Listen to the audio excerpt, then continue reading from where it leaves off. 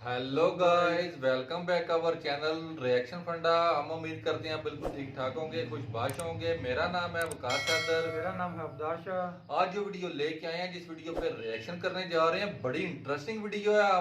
मुझे तो बहुत ज्यादा पसंद है। ये पता नहीं अब्दार को अब ये वीडियो कैसी लगती है। मैं पहले थोड़ी सी वीडियो ये देख चुका हूँ।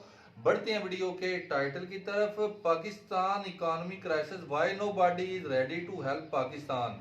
जिस चैनल से ये वीडियो ली है उस चैनल का नेम है अभी एंड न्यू। ये कपल है, मियां और बीवी हैं। बहुत ही यार इंटरेस्टिंग वीडियो बनाते हैं और बहुत जो है वो नॉलेजफुल वीडियो होती है।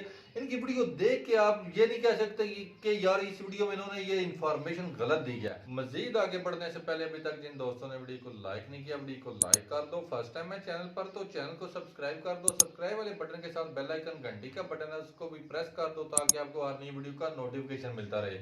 वीडियो को व्यू करते हैं और देखते हैं कि इस वीडियो में क्या इंफॉर्मेशन है, पाकिस्तान के फ्रेंड कंट्रीज को लेके क्या अपडेट है। Let's start the video. Pakistan के सारे दोस्त गायब हो रहे हैं।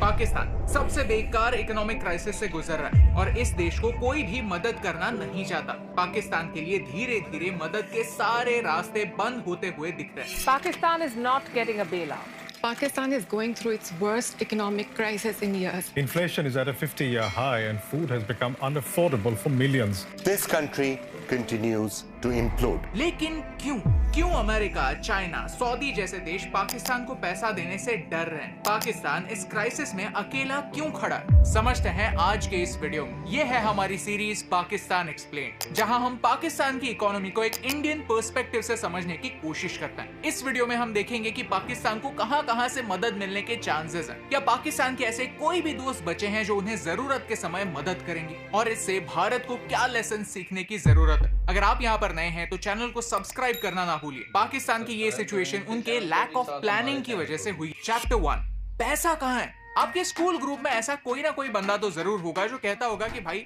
आज 20 रुपए दे दे, मैं कल लौटा दूंगा, और ये कल कभी आता ही नहीं। उस दोस्त का नाम अपने फोन पर चेंज करके पाकिस्तान कर दीजिए, क्योंकि पाकिस्तान की इकोनॉमी भी कुछ ऐसे ही चलती है। हर साल लोन लिया जाता है, फिर लोन का इंटरेस्ट बढ़ता है। ये पे करने के लिए पैसे होते तो है नहीं, फिर उस लोन का इंटरेस्ट चुकाने के लिए और लोन लिया जाता है, और इसमें आम जनता सफर करती है, क्योंकि इसका फायदा आम जनता को होता ही नहीं। पाकिस्तान को एड की लत लग चुकी है, and that's the core issue. सबसे पहले देखते हैं कि पाकिस्तान पैसे कैसे कमाता है। उन्हीं के बजट को देखते हैं। रेवेन्यू रिसीट्स है 9,40,000 करोड़, कैपिटल रिसीट्स है 2,37,000 करोड़, और एक्सटर्नल रिसीट्स है 5,54,000 करोड़।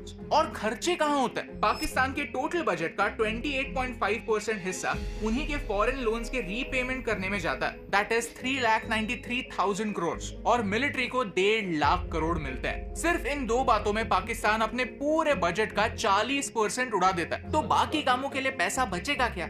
घंटा। यही लोन के हफ्ते चुकाने के लिए पाकिस्तान नए नए लोन्स लेता है। अब ये बात IMF अच्छी तरह से जानता है, और ये बात जानते हुए भी अब IMF पाकिस्तान की 23वीं बार मदद करने जा रहा है। लेकिन IMF डिसाइड कैसे करता है कि किसकी मदद करनी है और किसकी नहीं? इस बेल आउट के दो पार्ट्स होते हैं। एक होता है टेक्निकल रिव्यू और दूसरा होता है staff level review. Technical review में पाकिस्तान ऑलरेडी पास हो चुका है। 2019 में फॉर्मर PM इमरान खान ने IMF से $6 बिलियन का बेल आउट मांगा था, और इसमें से $1.1 बिलियन रिलीज भी हुए। लेकिन जब भी IMF पैसा देता है तब वो आपके सिस्टम में इंटरफियर करना स्टार्ट करता है, कुछ कंडीशंस लाता है। IMF ने पाकिस्तान को पैसा दिया, लेकिन एक शर्त पर कि आप इन पैसों का इस्तेमाल रेवड़ी पॉलिटिक्स में मत कीजिए। रेवड़ी पॉलिटिक्स यानी सब्सिडीज, फ्रीबीज। अक्सर सरकार इंपॉर्टेंट चीजों की प्राइसेस कंट्रोल करने के लिए सब्सिडीज देती है। जब तक महंगाई कंट्रोल में है, लोग खुश। और इमरान खान ने IMF के पैसों के साथ कुछ ऐसा ही किया। IMF से पैसा लिया और लोगों को सब्सिडी देकर पॉपुलर बनना चाहा। लेकिन यहाँ हम ब्लेम सिर्फ इमरान खान को नहीं कर सकते, क्योंकि शहबाज शरीफ जब PM बने तब उन्होंने यही सेम स्कीम्स कंटिन्यू रखी। अब IMF का दिमाग हट गया। वो कहने लगे कि अगर आप हमारे पैसों का इस्तेमाल पॉलिटिक्स के लिए कर रहे हो तो ये नहीं चलेगा। अब IMF बन गया है स्ट्रिक्ट। अब उन्होंने कहा कि बेल आउट चाहिए तो पहले ये सारी शर्तें मंजूर करो। अगर शर्त मंजूर है तो ही पैसा मिलेगा। शर्त मंजूर है? आप वीडियो पॉज करके ये सारी शर्तें पढ़ सकते हैं। प्लस IMF ने कहा है कि भाई टैक्स बेस बढ़ाओ, आपके बहुत कम लोग हैं जो टैक्स पे करते हैं, तो आपको अगले साल लोन की किस्तें भरने के लिए पैसा कहां से आएगा? आप फिर से आओगे लोन लेने के लिए। At the same time IMF ने यह भी कहा है कि इन्फ्लेशन 5 से 7% तक ही रखो। वही इन्फ्लेशन जो आज 35% तक पहुंच गया। पाकिस्तान के पॉइंट ऑफ व्यू से देखा जाए तो यहाँ कुआं है तो वहां पर खाई। इन्फ्लेशन कम करने के लिए सब्सिडी तो देनी पड़ेगी जो IMF को मंजूर नहीं है, और अगर अपना इनकम बढ़ाने के लिए एग्जिस्टिंग सब्सिडीज को कैंसिल कर दिया तो लोग पागल हो जाएंगे। और IMF को ये सब पता है, लेकिन वो काफी स्मार्टली प्ले कर रहा है। पैसा देने से मना नहीं कर रहा, लेकिन डीले जरूर कर रहा है। ऐसी शर्तें रख रहा है जो शायद पाकिस्तान के लिए अनएक्सेप्टेबल हो, क्योंकि उन्हें ये पता है कि पाकिस्तान के पास ज्यादा समय नहीं है। एक टाइम आने पर उन्हें ये सारी शर्तें एक्सेप्ट करनी ही होंगी। चैप्टर 2, ये दोस्ती हम नहीं तोड़ेंगे। पाकिस्तान के कुछ दोस्त बहुत पैसे वाले हैं, जैसे सऊदी अरेबिया, UAE, कतर, और उन्होंने प्रीवियसली पाकिस्तान की मदद भी की है। आइए देखते हैं कितनी, कितनी। शुरुआत करते हैं सऊदी से। 2018 में उन्होंने $6.2 बिलियन जस्ट एवं फाइनेंशियल सपोर्ट के नाम पर दे दिए कि भाई ले ले। ऊपर से $3 बिलियन का तेल लोन के तौर पर दे दिया। 2021 में भी और $3 बिलियन का लोन दिया। 2022 में सऊदी ने $8 बिलियन का पैकेज अप्रूव किया। कतर ने पिछले साल अगस्त में $2 बिलियन का लोन दिया। 2018 में UAE ने भी $200 मिलियन पाकिस्तान को एड के तौर पर दिए। कहा कि अपने देश में छोटे छोटे बिजनेसेस को बढ़ावा दो। फिर अगले साल 2019 में $2 बिलियन का लोन दिया। यहाँ तक UAE ने पाकिस्तान को ऐसा ऑफर भी दिया है कि आपकी जो सारी गवर्नमेंट कंपनीज हैं उनके शेयर्स खरीदने के लिए हम रेडी हैं। लेकिन कोई भी सॉवरेन देश अपने देश की इंपॉर्टेंट कंपनीज किसी दूसरे देश को कैसे बेच सकता है? पाकिस्तान को इन 3 देशों से कुल मिलाकर $24.4 बिलियन के लोन्स और गिफ्ट्स मिले, वो भी सिर्फ पिछले 5 सालों में। पाकिस्तान के कुछ दोस्त ऐसे भी हैं जिन्होंने पैसों के तौर पर नहीं, किसी और फॉर्म में अपना सपोर्ट दिखाया, लेकिन वो भी अब पाकिस्तान से दूर होना चाहते हैं। ईरान और पाकिस्तान के बीच एक गैस पाइपलाइन बिछाने की बात 1950 से चली आ रही है। ईरान पाकिस्तान पाइपलाइन प्रोजेक्ट 1999 में शुरू हुआ और ईरान ने अपने साइड की पाइपलाइन कब की बना ली, लेकिन पाकिस्तान ने अपनी साइड की पाइपलाइन बनाई नहीं। अब ईरान ने कहा है कि 2024 से पहले अपने साइड की पाइपलाइन का काम खत्म करो, नहीं तो नुकसान भरपाई करो। जो पाकिस्तान ऑलरेडी बैंकरप्ट होने जा रहा है, उससे ईरान $18 बिलियन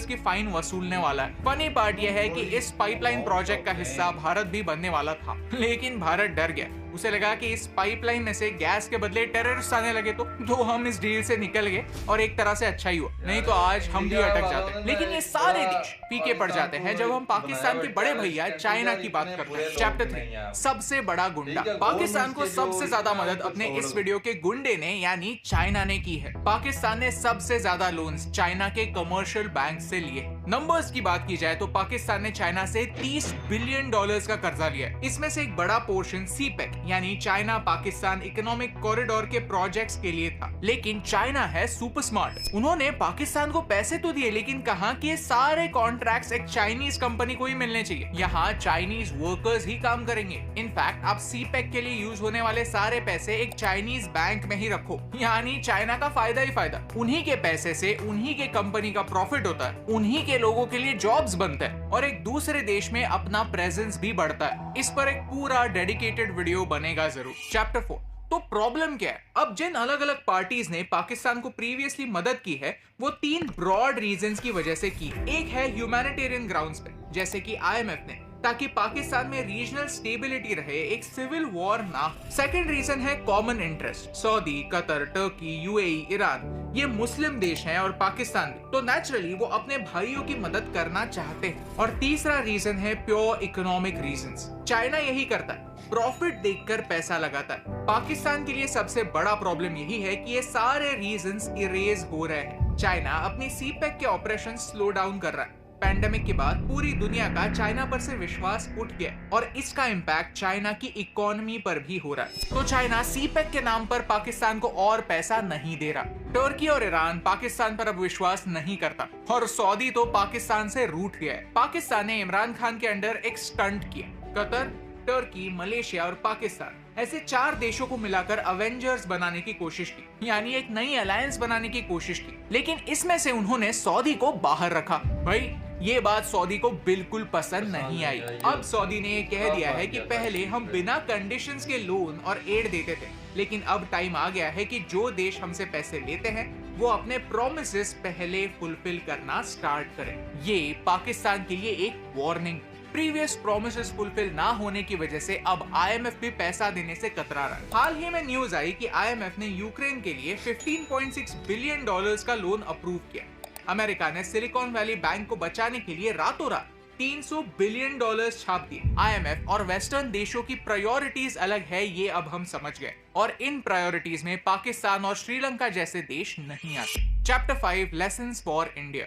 अब आते हैं हम इस वीडियो के सबसे इंपॉर्टेंट पॉइंट पर कि भारत को पाकिस्तान से क्या लेसन सीखने की जरूरत है। सबसे पहला लेसन है there are no free gifts. Pakistan के इकोनॉमिक हालात देखकर हमें हंसने की बिल्कुल जरूरत नहीं है। इनफैक्ट हमें फोकस हमारे खुद की इकोनॉमी सुधारने पर करना चाहिए। हमारे बजट को देखें तो हम हमारे खर्चे भी टैक्स रेवेन्यू से पूरे नहीं कर सकते। हमें पैसा कम पड़ता है और हम हर साल 40% पैसा उधार लेते हैं। ये पाकिस्तान जैसे बेल आउट्स नहीं है, बॉन्ड्स है जिनमें मोस्टली हमारे देश के ही सिटीजन्स इन्वेस्ट करते हैं। लेकिन मुद्दा यह है कि भारत अपने सारे खर्चे पूरे करने जितना पैसा नहीं कमाता। इन लोन्स पर हमें इंटरेस्ट पे करना पड़ता है और ये हमारे बजट का सबसे बड़ा हिस्सा होता है। जो पैसा देश की डेवलपमेंट में इन्वेस्ट हो सकता है वो सिर्फ इंटरेस्ट पेमेंट में चला जाता है। पाकिस्तान में 2022 में डेवास्टेटिंग फ्लड्स हुए। They were called the worst floods in a century. In floods की वजह से पाकिस्तान की इकोनॉमी प्रॉब्लम्स में आई। कल जाकर अगर इस लेवल की किसी नेचुरल कैलामिटी का भारत को सामना करना पड़ा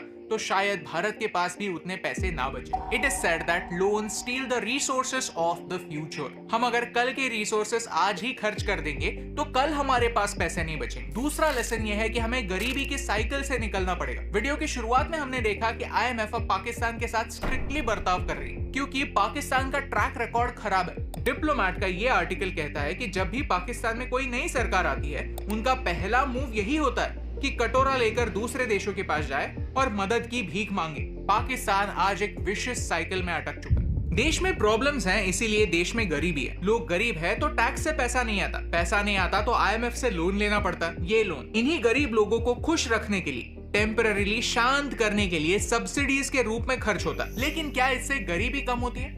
बिल्कुल नहीं। हम कब सीखेंगे कि सब्सिडीज एक बैंड एड की तरह एक टेम्पररी सोल्यूशन है? भारत भी फ्री का पानी, फ्री की इलेक्ट्रिसिटी, फ्री का राशन जरूर देता है, लेकिन इसका सारा फायदा करप्शन खा जाता है और गरीब लोग गरीब ही रहते हैं। इस मामले में भारत पाकिस्तान से डिफरेंट नहीं, बस थोड़ा सा लकी है कि हमारे पास थोड़ी बहुत बड़ी इंडस्ट्रीज हैं। ऑनेस्ट सैलरी देने वाले लोग हैं जिन्हें टैक्स कट कर ही पैसा हाथ में आता है। ये है देश का वर्किंग क्लास जो देश को चलाता है। अपने कंधों पर 1.4 बिलियन इंडियंस की रिस्पॉन्सिबिलिटी लेता है। The third lesson for Bharat is हमें हमारा इनकम बढ़ाना होगा। इनकम यानी देश का रेवेन्यू। फोकस मैन्युफैक्चरिंग पर करने की जरूरत है। जब भी हम शॉपिंग करने जाते हैं तो एक चीज जरूर देखते हैं कि प्रोडक्ट बना कहां पर। पेंडेमिक से पहले सारी चीजें चाइना से आती थी, अब सिचुएशन बदल रही है। मेड इन चाइना चीजें कम हो रही है, लेकिन ये चीजें बन कहां रही है? भारत में नहीं, वियतनाम में। सोचिए, हमारा मैन्युफैक्चरिंग सेक्टर इतना टूटा हुआ है, इतना ब्रोकन है कि हमें किसी दूसरे देश से इंपोर्ट करना सस्ता लगता है। मेरी पर्सनली यही कोशिश रहती है कि ज्यादा से ज्यादा इंडियन प्रोडक्ट्स हम ढूंढे और उन्हें ही खरीदें ताकि मैक्सिमम रेवेन्यू किसी भारत की कंपनी को मिले। टूरिज्म, फार्मास्यूटिकल्स, क्लोथिंग, इन सारी इंडस्ट्रीज में भारत को बेहतर बनना ही होगा। बाहर से पैसा भारत में लाना होगा एंड मोस्ट इंपॉर्टेंटली भारत का कम से कम पैसा कैसे भारत के बाहर जाए ये देखना होगा। अगर आपको इस वीडियो से वैल्यू मिली, कुछ नया सीखने मिला तो हमें सोशल मीडिया पर फॉलो करना ना भूलिए and make sure to check out Coding Invaders. Description में मैंने आपके लिए एक स्पेशल लिंक दी है, क्लिक कीजिए और यूज कीजिए कूपन कोड AN27 ताकि आपके कोर्स फीस पर आपको 27% डिस्काउंट मिले। So hurry up, click on the link in the description. क्योंकि आज पाकिस्तान की कोई भी मदद नहीं करना चाहता और इसके लिए भारत को खुश होने की कोई जरूरत नहीं है। उल्टा हमें चिंता जतानी होगी, आत्मनिर्भर बनना ही होगा और अपने दम पर आगे बढ़ना होगा। Because only a fool learns from his own mistakes, a wise man learns from the mistakes of others. और यही इंपॉर्टेंट बात आप तक पहुंचाने से मुझे फर्क पड़ता। तो गाइस ये थी जी वीडियो। इसमें तो ये सिर्फ अभी थे, न्यू इस वीडियो में बिल्कुल भी नहीं थी। तो इसका मेन जो पॉइंट था वो ये था कि पाकिस्तान के दोस्त कंट्री क्यों पैसा नहीं दे रहे, क्यों IMF पाकिस्तान को पैसा नहीं दे रहा और पाकिस्तान की इकोनॉमी के इतने बुरे हालात क्यों बन चुके हैं। और बात कर रहा था पाकिस्तान के इकोनॉमिक क्राइसिस के बारे में। मैं पाकिस्तान में रहता हूँ, मैं ज्यादा जानता हूँ। ये इस वीडियो में जितनी भी डिटेल दिखाई गई है, बताई गई है, मेरे ख्याल में 90% जो है वो सारी बातें सच थी। इसमें कुछ बातों के साथ मैं इख्तलाफ कर सकता हूं कि जैसे ये बता रहे थे कि पाकिस्तान को पिछले 5 साल में 3 कंट्रीज कतर, यूएई और सऊदी अरेबिया से 24 बिलियन यूएस डॉलर मिले थे, लेकिन ये झूठ था, इतने पैसे नहीं मिले थे। सऊदी अरेबिया की तरफ से 3 बिलियन डॉलर मिले थे, यूएई की तरफ से 2 बिलियन डॉलर मिले थे, कतर की तरफ से 1 बिलियन डॉलर, टोटल ये 6 बिलियन डॉलर मिलते हैं बनते हैं। उसके अलावा सऊदी अरेबिया ने जो हमें पेट्रोल था, डीजल था, वो हमें कम रेट्स पे और उधार पे दिया था। उन्होंने बोला था कि आप ये अभी तेल ले जाएं, आप बेचें, सेल करें अपने मुल्क में, इसका पैसा आप हमें 4-5 साल के बाद वापस कर देना, ऐसी कुछ बात थी जी। तो गाइस, कैसी लगी आपको ये वीडियो, कैसा लगा आप लोगों को मेरा रिएक्शन, कमेंट्स करके आपने मुझे जरूर बताना है। अब तक के लिए इतना ही, अपना ख्याल रखें, अपने चैनल का भी। मिलते हैं नेक्स्ट वीडियो में, तब तक के लिए अल्लाह हाफ़िज़।